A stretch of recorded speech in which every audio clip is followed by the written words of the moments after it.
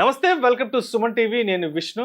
ప్రస్తుతం మనతో పాటు నెక్స్ట్ జెన్ ఫైనాన్షియల్ సొల్యూషన్స్ నుంచి సీనియర్ ఫైనాన్షియల్ ప్లానర్ మెరుపుల మధు గారు ఉన్నారు. వారితో మాట్లాడదాం. సార్ మధు గారు నమస్తే. సార్ నమస్తే విష్ణు గారు. సార్ మధు గారు, ఇప్పుడు అందరూ కూడా వెల్త్ క్రియేషన్ అంటుంటారు ఎక్కువగా కూడా. సో అసలు ఈ వెల్త్ క్రియేషన్ అనేది చేయడానికి మనకున్న మార్గాలు ఏంటి? వెల్త్ క్రియేషన్ చేయడానికి సపరేట్గా ఏదైనా ఒక పర్టికులర్ ఫార్ములా ఉంటుందా, లేదంటే ఒక ఫ్లోలో అలా వెళ్ళిపోవాలంటారా? సార్ మనందరికి తెలిసిన ఫార్ములానే వెల్త్ అనేది కాంపౌండ్లో మనకి క్రియేట్ అవుతుంది, కాంపౌండ్ రిటర్న్లోనే. సో మీరు ఫార్ములాలో ప్రతి ఒక్కరు A=P*1+R/100/n ఇది వెల్త్ క్రియేషన్ ఫార్ములా. కాకపోతే మనం అందరం ఫోకస్ చేసేది ఏంటంటే ఇందులో రిటర్న్, నాకు రిటర్న్ ఎంత వస్తుంది, ఓన్లీ రిటర్న్ అని చెప్పేసి పరిగెత్తా ఉంటారు. ఇప్పుడు యంగ్స్టర్స్ మీరు చూడండి, చాలా మంది ఓవర్ నైట్ వెల్త్ క్రియేట్ చేద్దామని చెప్పేసి రకరకాల మిస్టేక్స్ అనేది చేస్తూ ఉంటారు. ఓల్డేజ్ పర్సన్స్ దగ్గర చూసుకున్నట్టయితే మనకి వాళ్ళ యొక్క రిటర్న్ అనేది ఎందుకు, వెల్త్ క్రియేషన్ అనేది ఎందుకు అవ్వట్లేదు అని అంటే వాళ్ళ యొక్క లార్జర్ పోర్షన్ అనేది ట్రెడిషనల్ ఇన్వెస్ట్మెంట్లలో ఉంటుంది. ట్రెడిషనల్ ఇన్వెస్ట్మెంట్ ల్యాండ్ కానీ, గోల్డ్ కానీ, FD కానీ ఉంటుంది. ఇండియాలో ఈక్విటీలో ఇన్వెస్ట్మెంట్ అనేది లేదు. ఇండియాలో ఇప్పటికీ ఈక్విటీ ఇన్వెస్టర్స్ 4.8% ఉన్నారు. కానీ ఓవర్ ద లాంగ్ టైంలో మీరు ఎక్కడైనా చార్ట్స్ చూడండి, మీరు మన స్క్రీన్ పైన ఉన్న చార్ట్లో కూడా మీరు చూసినట్టయితే లాస్ట్ 10, 15, 20, 30 ఇయర్స్లో కూడా గోల్డ్లో కానీ, సిల్వర్లో కానీ, సెన్సెక్స్ ఇచ్చిన రిటర్న్లో కానీ కంపారిజన్ చేసుకుంటే హైయెస్ట్ రిటర్న్ అనేది మీకు ఎక్కడ డెలివర్ చేసింది, హైయెస్ట్ రిటర్న్ డెలివర్ చేసింది ఈక్విటీ. మన పోర్షన్ అనేది ఈక్విటీలో లేదు. సో అప్పుడు ఏమవుతుంది, వెల్త్ క్రియేషన్ అనేది కాదు. మరి ఓన్లీ ఈక్విటీలో ఇన్వెస్ట్మెంట్ చేస్తేనే మనకి వెల్త్ క్రియేట్ అయిపోతారంటే అది కూడా కాదు. ఎందుకంటే ఈక్విటీలో ఇన్వెస్ట్ చేయడం ఎంత ముఖ్యమో ఆ పర్పస్ అనేది అంత ముఖ్యం. మన దగ్గర ఒక పర్పస్ లేదు, మన దగ్గర ఒక టార్గెట్ లేదు. నెక్స్ట్ నేను 15-20 ఇయర్స్లో నేనేం క్రియేట్ చేయాలనుకుంటున్నాను, అదొక పర్పస్ లేనప్పుడు ఏమవుతుంది, రకరకాల డైవర్సేషన్ వచ్చేస్తాయి. అండ్ ఇంకొకటి ఏంటంటే మన ఇండియాలో ఇంకో ప్రాబ్లం ఏంటంటే ఇన్ఫ్లుయెన్సర్ చూసి ఇన్వెస్ట్మెంట్ చేయడం కానీ, బయట మనకేంటంటే రకరకాల అడ్వైజ్లు. ఇప్పుడు చూడండి, ఒక అడ్వైజ్ ఇవ్వడం వల్ల వాళ్ళకేం నష్టం లేదనుకోండి, వాళ్ళు రకరకాల అడ్వైజ్లు ఇస్తారు. ఇప్పుడు ఒక డాక్టర్ అడ్వైజ్ ఇచ్చాడు అనుకోండి, తన ప్రొఫెషన్కి ఎఫెక్ట్ అవుతుంది. ఒక లాయర్ మిస్టేక్ చేసినట్టే తనకి ఫ్యూచర్ కస్టమర్స్కి ఇబ్బంది అయిపోతుంది. కానీ ఒక సలహా ఇచ్చే వాళ్ళకి ఏం నష్టం ఉండదు. సో సలహా ఇచ్చేటప్పుడు మన వాళ్ళు చూడండి, ట్రెడిషనల్గా మనం చేసే లార్జ్ పోర్షన్ ఆఫ్ ఇన్వెస్ట్మెంట్ అంతా కూడా మనం తీసుకున్న సలహాలతోనే ఉంటుంది. ఫాదర్ కానీ, మదర్ కానీ, నైబర్ కానీ, ఫ్రెండ్ కానీ సలహా ఇస్తాడు. మనం ఎక్స్పర్ట్ దగ్గర నుంచి సలహా తీసుకోవడం మానేసాం. ఎక్స్పర్ట్ దగ్గర నుంచి సలహా తీసుకోవడం మానేసి వెల్త్ క్రియేషన్ కు రకరకాలుగా వెతుకుతూ ఉన్నాం. నిజానికి ఇప్పుడు గోల్డ్ ఎంత రిటర్న్ ఇచ్చిందో మనకు స్క్రీన్ పైన ఉంది, సిల్వర్ ఎంత రిటర్న్ ఇచ్చిందో ఉంది, ఈక్విటీ ఎంత రిటర్న్ ఇచ్చిందో ఉంది. కానీ ఒక పర్టికులర్ సెగ్మెంట్ లో మనం ఎంత టైం స్పెండ్ చేసాం, మన గోల్ ఏంటి, అది ఎవరు చెప్తారు? వెల్త్ క్రియేషన్ ఇక్కడ ఎలా ఉంటుందంటే అందరూ అన్ని అవసరాల కోసం ఆయా రంగాలలో నిపుణులైన వారిని సంప్రదిస్తారు. బట్ ఒక ఫైనాన్షియల్ సెక్టార్ లో మాత్రం సూపర్, ఒక ఫైనాన్షియల్ ప్లానర్ నో లేదంటే ఒక వెల్త్ అడ్వైజర్ ను ఎవరు అప్రోచ్ అవ్వరు. ఇంకా మీది నుండి దీనిలో ఏమవుతుందని అంటే మీరు డైరెక్ట్ లో వెళ్తే 0.5% లాస్ అయిపోతారు, 30 years లో 3 కోట్లు లాస్ అయిపోతున్నారు అని చెప్తారు. కానీ ఇప్పుడు డేటా చూసుకున్నట్టయితే direct investors maximum duration in equity 6 months to 1.5 years. యాక్చువల్గా మనం ఈక్విటీ ఎప్పుడు సేఫ్ అనుకుంటాం, మోర్ దెన్ 6 years 7 years ఉన్నప్పుడే మీ వెల్త్ క్రియేట్ అవుతుందని చెప్పేసి మనం చెప్పుకుంటాం. కానీ నిజానికి అలా జరుగుతుందా? జరగట్లేదు. ఎందుకనంటే ఈక్విటీలో ఇన్వెస్ట్మెంట్ చేసే వాళ్ళు, వెల్త్ క్రియేషన్ కోసం జర్నీ స్టార్ట్ చేసిన వాళ్ళు ఎవరైతే ఉంటారో వాళ్ళందరూ మధ్యలో ఇంటరప్ట్ అయిపోతారు. ఎప్పుడు ఇంటరప్ట్ అవుతారు? 3 రకాలుగా సిచ్యువేషన్స్ వస్తాయి. ఒకటి, రిటర్న్ తీసుకున్న వాళ్ళు మంచి రిటర్న్ తీసుకున్నాం ఇంకా విత్డ్రా చేసేస్తాం. సెకండ్ పర్సన్స్ ఏం చేస్తారు, అసలు రిటర్న్ అనేది తీసుకోలేదు, అరే రిటర్నే రావట్లేదు, దీనికన్నా నాకు FDలో పెట్టుకున్న రిటర్న్ వచ్చి 6% అని చెప్పేసి వాళ్ళు స్టాప్ చేసేస్తారు. థర్డ్ టైప్, రిటర్న్ లాస్ అయిన వాళ్ళు, అంటే మనకి ఏంటంటే ఇన్వెస్ట్మెంట్ పెట్టిన వాల్యూ కంటే కరెంట్ వాల్యూ అనేది తక్కువైన వాళ్ళు. ఈ 3 సందర్భాల్లో కూడా వాళ్ళు ఇన్వెస్ట్మెంట్ రాంగ్ డిసిజన్ తీసుకునే అవకాశం అనేది ఎక్కువ. సో మరి ఇప్పుడు వీళ్ళకి హెల్ప్ చేయాలంటే ఎవరు ఉండాలి? ఒక ప్రాపర్ ఫైనాన్షియల్ ఎక్స్పర్ట్ ఉండాలి. ప్రాపర్ ఫైనాన్షియల్ ఎక్స్పర్ట్ మీతో కలిసి నడిచి మీ పోర్ట్ఫోలియోని తను అర్థం చేసుకొని తను మీ పోర్ట్ఫోలియోతో తన యొక్క ఎఫర్ట్స్ పెడుతూ మీకు డైరెక్షన్ ఇస్తూ మిమ్మల్ని లాంగ్ టర్మ్ కి నడిపించే వ్యక్తి ఫైనాన్షియల్ అడ్వైజర్ ఉంటారు. డెఫినెట్లీ లాంగ్ టర్మ్ లో ఈక్విటీలో మరి ఎందుకు పెట్టాలి? దాని దగ్గర కూడా నేను ఒక స్టోరీ చెప్తాను. ఇప్పుడు అందరికీ తెలుసు, India growing country, India growth story very strong. మనం 10 trillion ఎకానమీకి మనం ట్రై చేస్తున్నాం నెక్స్ట్ 2030 వరకు. ఓకే, ఆ టైంలో మనం ఈ గ్రోత్ స్టోరీలో మనం ఉండాలని అంటే ఫస్ట్ ఆఫ్ ఆల్ గ్రోత్ ఎలా క్రియేట్ అవుతుందండి? మనం చేసే ఎర్నింగ్స్, కంపెనీ యొక్క కార్పొరేట్ ఎర్నింగ్స్ వల్ల మార్కెట్ గ్రో అవుతుంది. లాంగ్ టర్మ్ లో అయితే ఇది ఒకటే ఫార్ములా. సెంటిమెంట్ అనేది టెంపరరీ, మార్కెట్ అనేది టెంపరరీగా ఎప్పుడు ఎఫెక్ట్ అవుతుంది, డిఫరెంట్ రీజన్స్. ఒక్కొక్కసారి మొన్న ఒక ఛానల్లో వచ్చింది, మార్కెట్ ఫాలో అయింది, రీజన్ లేదు. అంటే మార్కెట్ ఎందుకు ఫాలో అవుతుందో రీజన్ ఉండదు, కానీ ఎందుకు గ్రో అవుతుంది అనేది పాస్ట్ పర్ఫార్మెన్స్ ఉంది. అలాగే మనకు స్ట్రాంగ్ గా జీడిపి గ్రో అయింది, ఇన్ఫ్లేషన్ ఉంది అంటే మార్కెట్ గ్రో అవుతుంది, కార్పొరేట్స్ ఎర్న్ చేస్తారు.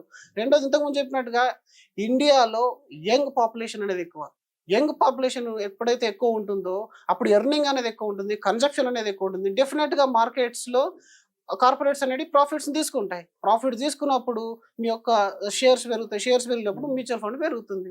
సో ఈ వెల్త్ క్రియేషన్ ఫార్ములాలో మనం ఇంతకుముందు అనుకున్నట్టుగా మరి ఈక్విటీ అనేది మంచి రిటర్న్ ఇస్తుందని చెప్పుకున్నాము. ఇండియా ఒక గ్రోత్ స్టోరీ గురించి కూడా మనం మాట్లాడుకున్నాము.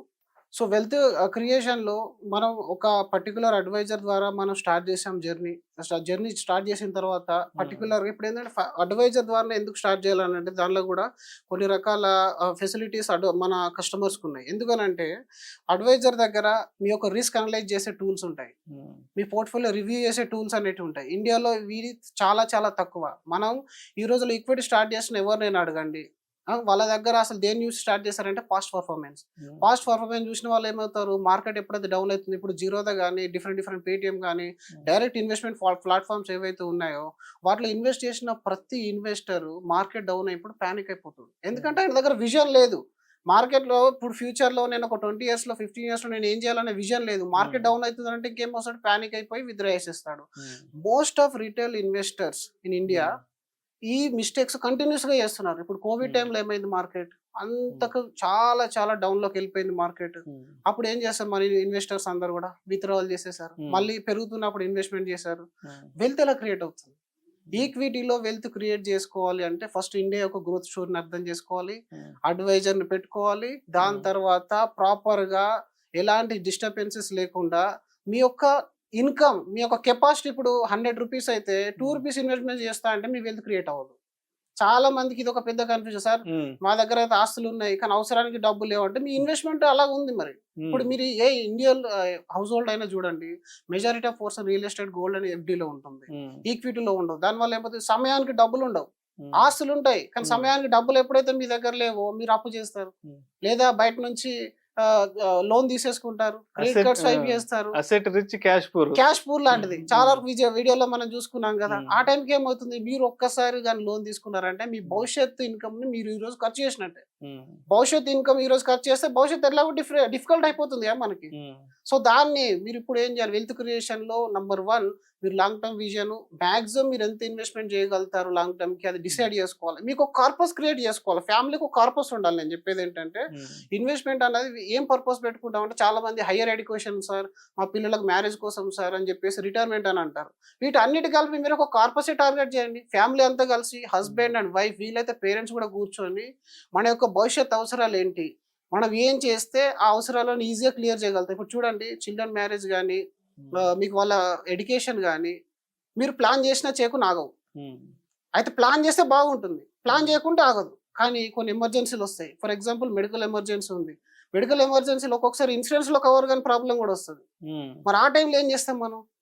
ఇప్పుడు ఈ రోజులో రోజుకు ఒక సాలరీడ్ ఎంప్లాయీ ఒక సంవత్సరాల తరబడి, కొన్ని సంవత్సరాల తరబడి పనిచేస్తున్నాడు, ఒక బిజినెస్ మరి సంవత్సరాల తరబడి పనిచేస్తున్నాడు అంటే ఆర్థికంగా బలహీనం అవుతున్నాడా, బలంగా తయారవుతున్నాడా?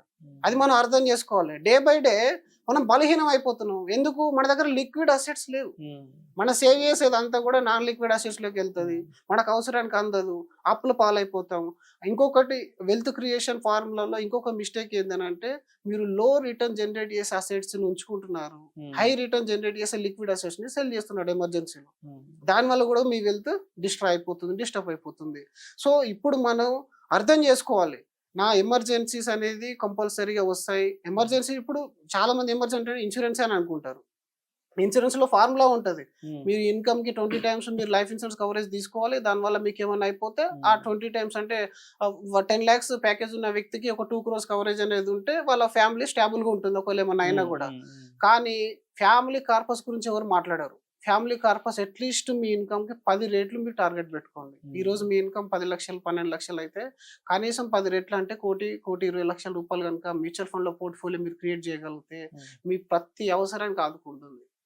మీరు ఎక్కడికి అప్పు కోసం వెళ్ళాల్సిన అవసరం లేదు. ఇంకా loan culture, credit card culture ఏది ఉండదు. మీరు ఎప్పుడు బంగారం తాకట్టు పెట్టాల్సిన అవసరం కూడా రాదు.